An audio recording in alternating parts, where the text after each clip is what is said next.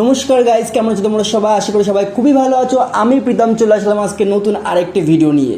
তোমরা সম্প্রতি এই খবরটা পেয়েছো যে 14ই জুলাই ভারত চন্দ্রযান-3 লঞ্চ করেছে।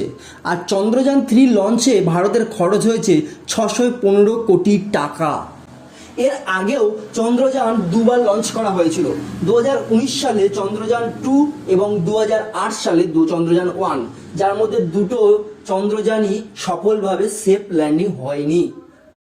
হ্যালো, আজ এই ভিডিও থেকে জেনে নেওয়া যাক যে ভারতে আবার চাঁদে যাওয়ার সিদ্ধান্ত কেন নেওয়া হয়েছে, চন্দ্রযান-3 মিশনের কারণ কি, আর এটা করে কি লাভ হবে আমাদের।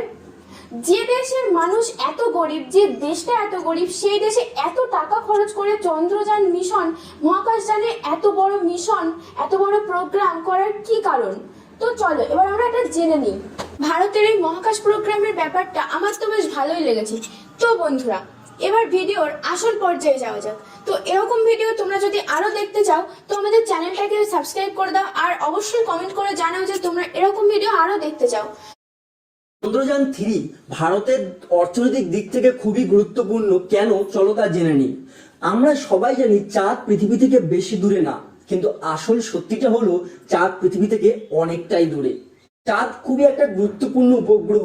চাঁদ শুধুমাত্র একটা স্যাটেলাইট না, চাঁদ হলো একটি জিও পলিটিক্যাল মাইলস্টোন।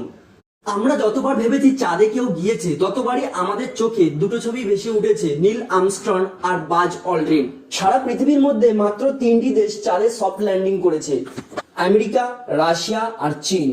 এবং সফট ল্যান্ডিং করার পরে এরা চাঁদে খুব ভালোভাবে তাদের অভিযান চালিয়েছে। একবার যদি ইসরো এটা প্রমাণ করতে পারে যে ভারতবর্ষও চাঁদে সফট ল্যান্ডিং করতে পারে, তাহলে ইন্টারন্যাশনাল মার্কেটে আমাদের ডিমান্ড অনেকটাই বেড়ে যাবে।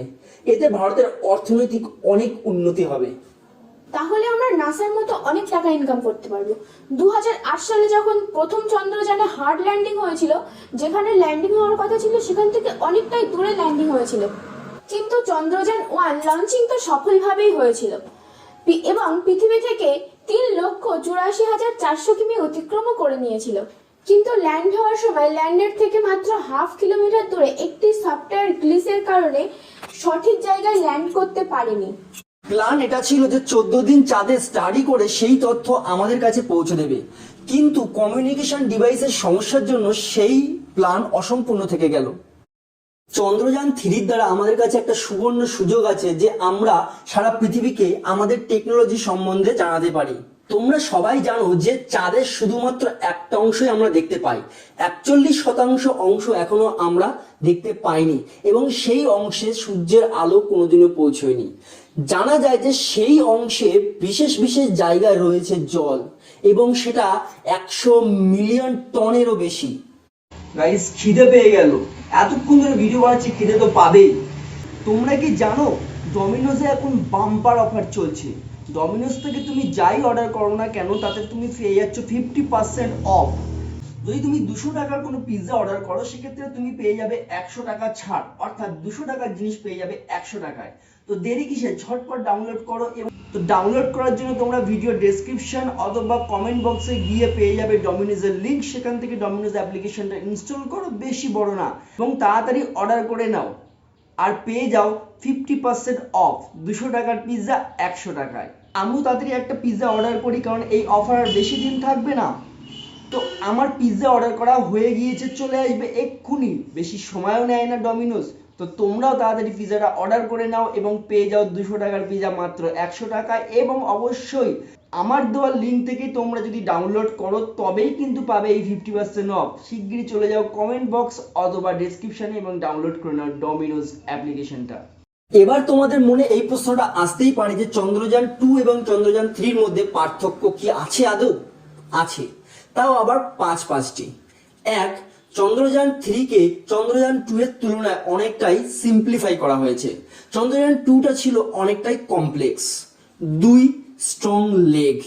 চন্দ্রযান-2 এর লেগগুলোকে আরো অনেকটা স্ট্রং করা হয়েছে, যাতে তারা আরো সুন্দরভাবে সফট ল্যান্ডিং করতে পারে। আগের ইঞ্জিনের অত ক্ষমতা ছিল না যে তারা সঠিক সময়ে স্পিডটাকে সঠিকভাবে কমাতে পারে। চন্দ্রযান-3তে সেই ইঞ্জিন পাওয়ারটা রয়েছে।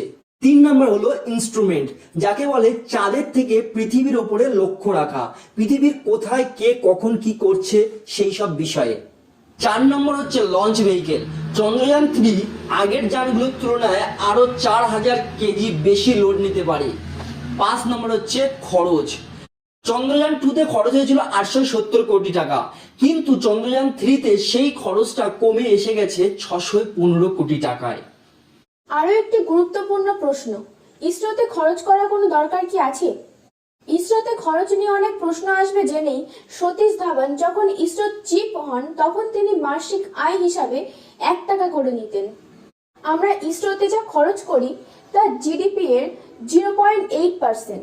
চলো জেনে নিই ইসরোতে টাকা খরচ করে আমরা কি পাচ্ছি। চায়নার উপর লক্ষ্য রাখা যাচ্ছে।